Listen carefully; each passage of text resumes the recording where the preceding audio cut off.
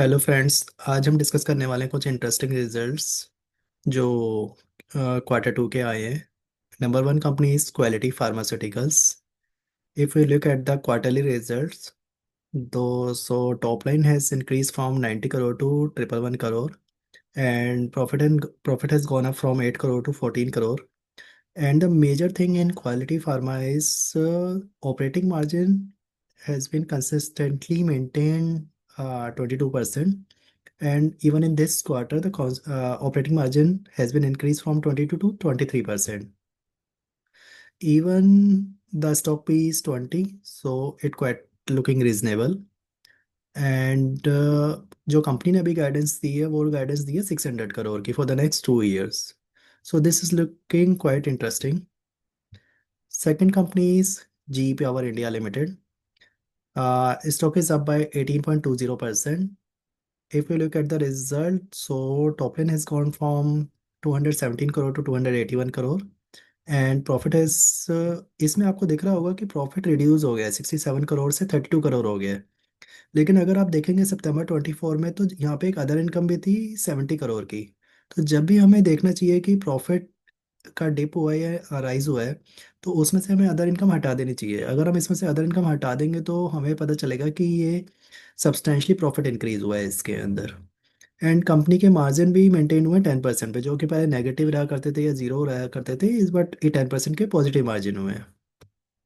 इसी को मार्केट ने देखा और मार्केट ने भी देख के उस पर रिएक्ट किया, और now today the stock was up by 18.20%. Next company is KRBL. ये एक कंपनी है जो कि राइस को एक्सपोर्ट करती है. दस तो इसका भी स्टॉक आज 13.26% अप है. और अगर इसके हम क्वार्टरली रिजल्ट्स देखेंगे तो रेवेन्यू इंक्रीज हो गए 1270 करोड़ से 1511 करोड़ तक. And profit has gone up by from 103 crore to 172 crore. इसमें भी एक प्रॉब्लम हुई थी बीच में कि जैसे एक्सपोर्ट पे बैन लग गया था राइस के ऊपर, तो अब वो अपलिफ्ट हो गया, तो मार्केट इज फॉरवर्ड लुकिंग, तो उनको उसी उसी की वजह से स्टॉक पे रिएक्शन आया है. Next company is Hero MotoCorp. Result is quite good, but problem is with Hero MotoCorp is that the market cap is very huge, uh, more than 1 lakh crore. सो इसलिए स्टॉक में कोई रिएक्शन नहीं आया. Otherwise this profit has gone from 1066 crore to 1321 crore. और stock का P भी reasonable है. Next company is Quality Power. It's a small cap company, and if you look at the results are very very interesting. If profit has gone up from 13 crore to 35 crore, and revenue has gone up from 94 crore to 206 crore.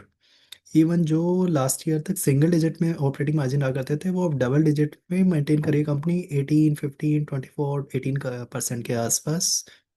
लेकिन फिर भी अगर आप देखेंगे तो stock में कोई reaction नहीं आया, because the P is very high, 77 का पी.